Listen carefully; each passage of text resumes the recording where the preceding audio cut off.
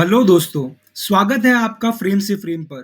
आज हम बात करेंगे एक ऐसी फिल्म की जिसका नाम सुनते ही कंट्रोवर्सी शुरू हो जाती है। जी हाँ, उदयपुर फाइल्स। यह सिर्फ एक मूवी नहीं, बल्कि एक रियल लाइफ इंसिडेंट का सिनेमैटिक वर्जन है जो देश को हिलाकर रख देता है। शुरू करने से पहले एक बात क्लियर कर दूं, मैं सिर्फ फिल्म में दिखाए गए किरदार और घटनाएं बताऊंगा। ये मेरा व्यक्तिगत विचार नहीं है और इसका उद्देश्य किसी भी धर्म या जाति के भावनाओं को ठेस पहुंचाना बिल्कुल नहीं है। मूवी की शुरुआत होती है रामनवमी की शोभा यात्रा से। एक मुस्लिम व्यक्ति अपने छत से खाए हुए मांस की हड्डी का टुकड़ा भीड़ में फेंक देता है, जिससे लोग भड़क उठते हैं। पुलिस जो वहां पर होती है, तुरंत दोनों दंगा भड़काने वाले लोगों को पकड़ लेती है और उन्हें थाने ले जाकर थर्ड डिग्री ट्रीटमेंट देती है।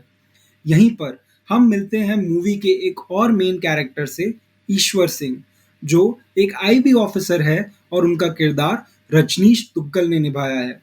वो दोनों को रिलीज करते हैं और खुलासा करते हैं कि इस दंगे के असली ऑपरेटिव्स बॉर्डर के उस पार पाकिस्तान में बैठे हैं। मूवी की टाइमलाइन है 2022 की, जब कोर्ट में ज्ञानव्यापी मस्जिद पर केस चल रहा है। कोर्ट सर्वे टीम को इंस्पेक्शन का ऑर्डर देती है। इंस्पेक्शन के दौरान पिलर्स और दीवारों पर ओम और स्वास्तिक के चिन्ह मिलते हैं। और तो और एक ऐसा स्ट्रक्चर जो शिवलिंग जैसा दिखता है वो भी डिस्कवर होता है, जिसके ऊपर फाउंटेन का टिप लगा हुआ है। इस डिस्कवरी के बाद देश में अराजकता और कम्युनल टेंशन्स बढ़ने लगते हैं। न्यूज़ चैनल्स में डिबेट्स चालू हैं और इन्हीं डिबेट्स के बीच फ्लैशबैक मिलता है ज्ञानव्यापी की हिस्ट्री का, कि कैसे मुगलों ने काशी पर हमला किया था और हमले के दौरान महंत ने शिवलिंग को बचाने के लिए अपनी जान दे दी थी। नंदी जी के कान में उनका अंतिम संदेश था, मेरे हिस्से में समाधि है और आपके हिस्से में प्रतीक्षा। यह कहानी हिंदू पक्ष के विश्वास को और मजबूत करती है, क्योंकि काशी के मंदिर के नंदी का मुख उसी ओर है जहां शिवलिंग मिला है। लोगों का विश्वास बढ़ रहा है कि अब नंदी जी की प्रतीक्षा खत्म होने वाली है। फिर आती है एक और real life inspired scene, Nupur Sharma controversy, जिनका नाम यहाँ सिमरन मेहता रखा गया है। डिबेट के बाद देश में दंगों का माहौल बन जाता है। पाकिस्तान के आतंकवादी संगठन इस सिचुएशन का फायदा उठाकर भारत में अराजकता फैलाने की साजिश रचते हैं।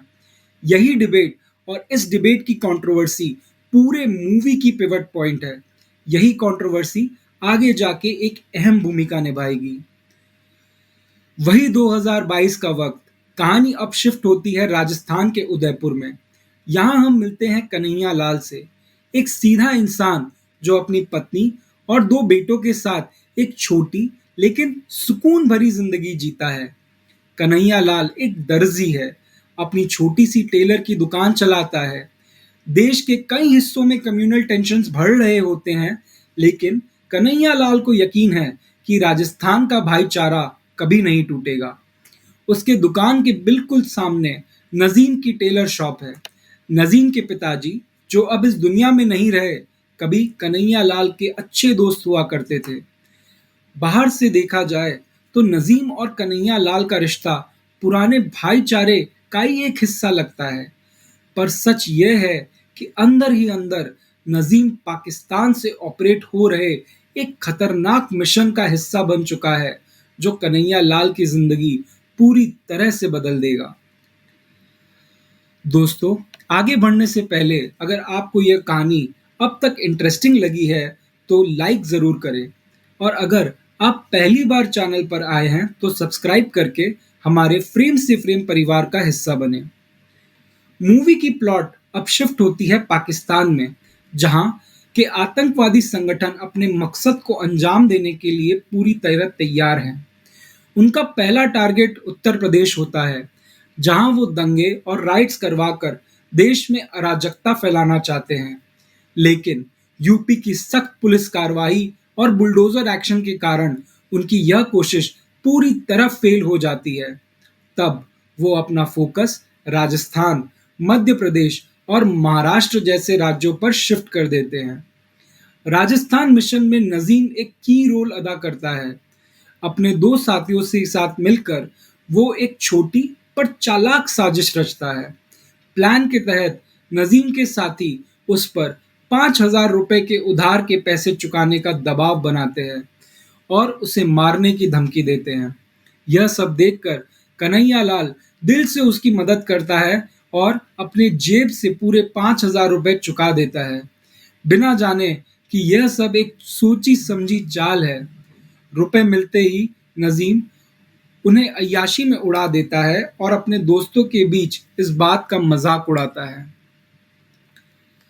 नजीम को राजनीति में दिन ब दिन ज्यादा घुसते देख एक दिन कन्हैयालाल उसकी दुकान पर जाकर उसे काम पर ज्यादा ध्यान देने की सलाह देता है।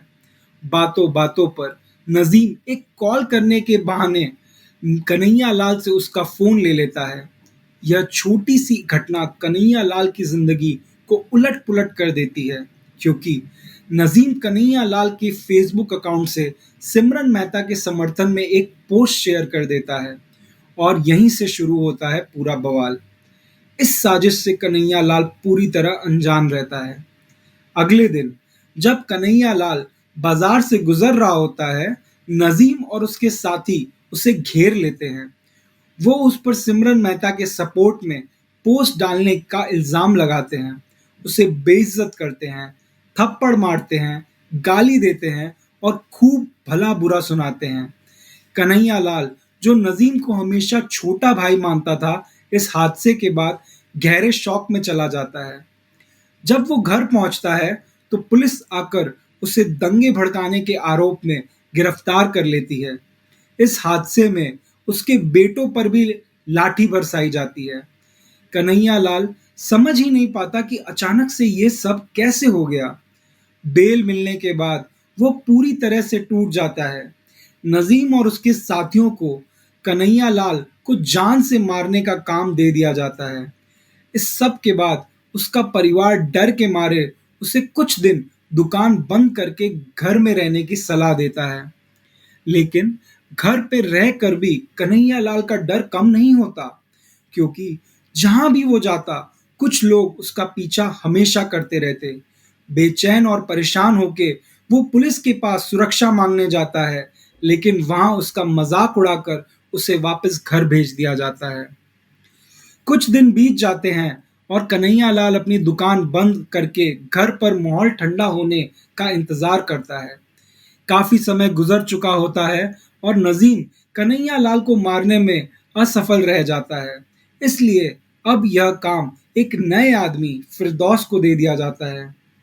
कन्हैयालाल को लगता है कि अब माहौल शांत हो रहा है, तो अपनी सुरक्षा बढ़ाने के लिए वो अपनी दुकान में सीसीटीवी कैमरा लगवाकर फिर से दुकान खोल लेता है। कुछ ही दिनों बाद फिरदौस और उसका एक साथी कुर्ते का माप देने के बहाने बाइक से कन्हैयालाल की दुकान पर आते हैं। माप देने का नाटक करते हुए फिरदौस अपने बैग से चाकू निकालता है और बड़े बेरहमी से कन्हैयालाल का कत्ल कर देता है। वहीं उसका दूसरा साथी पूरे हादसे को अपने फोन के कैमरे में रिकॉर्ड करता है। काम खत्म होने के बाद दोनों बाइक से भागकर एक फैक्ट्री में छुप जाते हैं। वहां बैठकर वो एक वीडियो बनाते हैं जिसमें कन्हैयालाल के कत्ल की जिम्मेदारी लेते हैं और खुलेआम बताते हैं कि उसने जो पोस्ट शेयर की थी उसका अंजाम यही होता है। पूरा राजस्थान में फिर से एक बार कम्युनल राइट्स के डर का माहौल बन जाता है, लेकिन पुलिस प्रशासन के तुरंत एक्शन से अपराधियों को पकड़ लिया जाता है। कन्हैयालाल का परिवार पूरी तरह से टूट चुका होता है। फिल्म के इस इमोशनल सीन में कन्हैयालाल के असली परिवार की झलक भी दिखाई जाती है। कोर्ट में आज भी केस चल रहा है और परिवार न्याय के इंतजार में कन्हैयालाल की अस्थियों का विसर्जन अभी तक नहीं की है। मूवी के प्रीमियर में कन्हैयालाल का बेटा उनकी तस्वीर लेकर नजर आया था। तो दोस्तों, ये थी उदयपुर फाइल्स की कहानी। आपको इस फिल्म के बारे में क्या लगता है, कमेंट में ज़रूर बताएं। और हाँ, लाइक शेयर और सब्सक्राइब करना ना भूलें। मैं मिलता हूँ आपसे अगले वीडियो में एक और नए कहानी के साथ। Thank you.